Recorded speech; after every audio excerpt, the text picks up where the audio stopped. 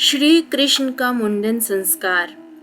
प्राचीन काल में ब्रज के लोगों का मुख्य व्यवसाय गौचारण ही था।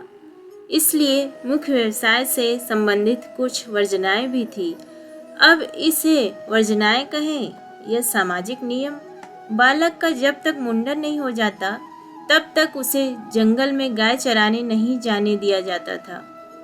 अब तो हम काफ़ी आधुनिक हो गए हैं, या यूँ कह सकते हैं अपनी जड़ों से दूर हो गए हैं। नहीं तो हमारे यहाँ भी बालक को मुंडन के पहले ऐसी वैसी जगह नहीं जाने दिया जाता था।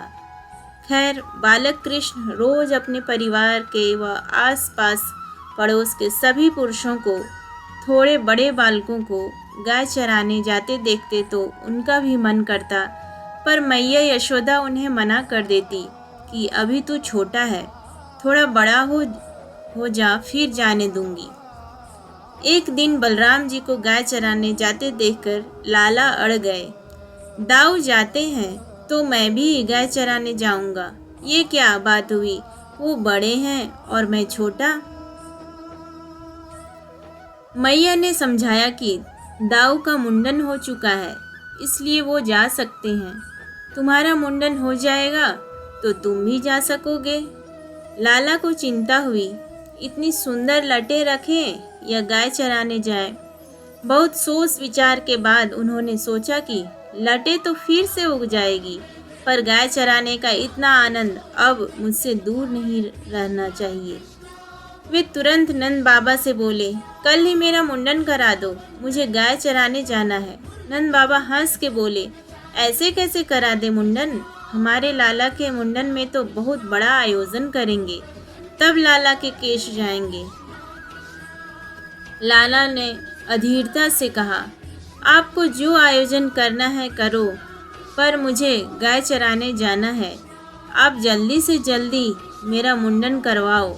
मुंडन तो करवाना ही था, अतः नंद बाबा ने गर्गाचार्य जी से लाला के मुंडन का शुभ मुहूर्त निकलवाने का आग्रह किया। निकट में अक्षय तृतीया का दिन शुभ था, इसलिए उस दिन मुंडन का आयोजन तय हुआ। आसपास के सभी गांवों में न्योते बांटे गए, हर्षोल्लास से कई तैयारियां की गई। आखिर आयोजन का दिन आ ही गया। आसपास के गांवों के हजारों अतिथियों की उपस्थिति में भव्य आयोजन हुआ। मुंडन हुआ और मुंडन होते ही लाला मैया से बोले, मैया मुझे कलेवा दो, मुझे गाय चराने जाना है। मैया थोड़ी नाराज होते हुए बोली, इतने मेहमान आए हैं घर में तुम्हें देखने, और तुम हो कि इतनी गर्मी में गाय चराने जाना है। थोड़े दिन रुको, गर्मी कम पड़ जाए तो मैं तुम्हें दाऊ के साथ भेज दूंगी। लाला भी अड़ गए, ऐसा थोड़े होता है, मैंने तो गाय चराने के लिए ही मुंडन कराया था, नहीं तो मैं इतनी सुंदर लटों को काटने देता क्या। मैं कुछ नहीं जानता, मैं तो आज और अभी ही जाऊंगा गाय चराने। मैया ने नंद बाबा को बुलाकर कहा, लाला मान नहीं रहा, थोड़ी दूर तक आप इसके साथ हो आइए, इसका मन भी बहल जाएगा, क्योंकि इस गर्मी में मैं इसे दाऊ के साथ या अकेले तो भेजूंगी नहीं। नंद बाबा सब कुछ छोड़कर निकले। लाला भी पूरी तैयारी के साथ छड़ी, बंसी, कलेवे की पोटली लेकर निकले। एक बछिया भी ले ली, जिसे हुर्र हुर्र कर घेर कर वो अपने मन में ही बहुत खुश हो रहे थे कि आखिर मैं बड़ा हो ही गया। बचपन में सब बड़े होने के पीछे भागते हैं कि कब हम बड़े होंगे, और आज हम बड़े सोचते हैं कि हम बालक ही रहते तो कितना अच्छा था। खैर, गर्मी भी वैशाख माह की थी और ब्रज में तो वैसे भी गर्मी प्रचंड होती है।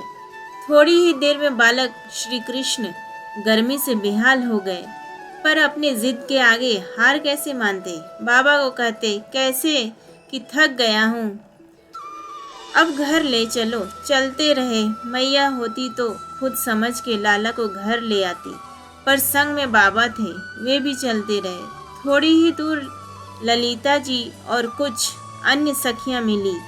देखते ही लाला की हालत समझ गई। गर्मी से कृष्ण का मुख लाल हो गया था, सिर पर बाल भी नहीं थे, इसलिए लाला पसीना पसीना हो गए थे। उन्होंने नंद बाबा से कहा कि आप इसे हमारे पास छोड़ जाओ, हम इसे कुछ देर बाद नंदालय पहुंचा देंगे। नंद बाबा को रवाना कर वो लाला को निकट ही अपने कुंज में ले गईं।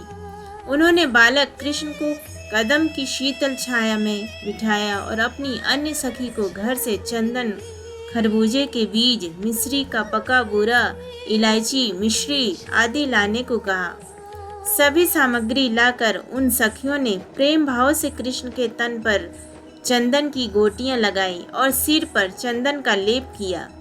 कुछ सखियों ने पास में ही बूरे और खरबूजे के बीज के लड्डू बना दिए और इलायची को पीसकर मिश्री के रस में मिलाकर शीतल शरबत तैयार कर दिया और बालक कृष्ण को प्रेम पूर्वक आरोगाया। साथ ही ललिता जी लाला को पंखा झलने लगी। यह सब आरोग कर लाला को नींद आने लगी तो ललिता जी ने उन्हें वहीं सोने को कहा और स्वयं उन्हें पंखा झलती रही। कुछ देर आराम करने के बाद लाला उठे और ललिता जी उन्हें नंदालय छोड़ आए। आज भी अक्षय तृतीया के दिन प्रभु को ललिता जी के भाव से बीज के लड्डू और इलायची का शीतल शरबत आरोगाए जाते हैं। वह विशेष रूप से केसर मिश्रित चंदन, जिसमें मलयगिरी पर्वत का चंदन भी मिश्रित होता है, की गोटियां लगाई जाती हैं। लाला ने गर्मी में गाय चराने का विचार त्याग दिया था। औपचारिक रूप से श्री कृष्ण ने गौचारण उसी वर्ष गोपाष्टमी, दीपावली के बाद वाली अष्टमी के दिन से प्रारंभ किया और इसी दिन से उन्हें गोपाल कहा जाता है।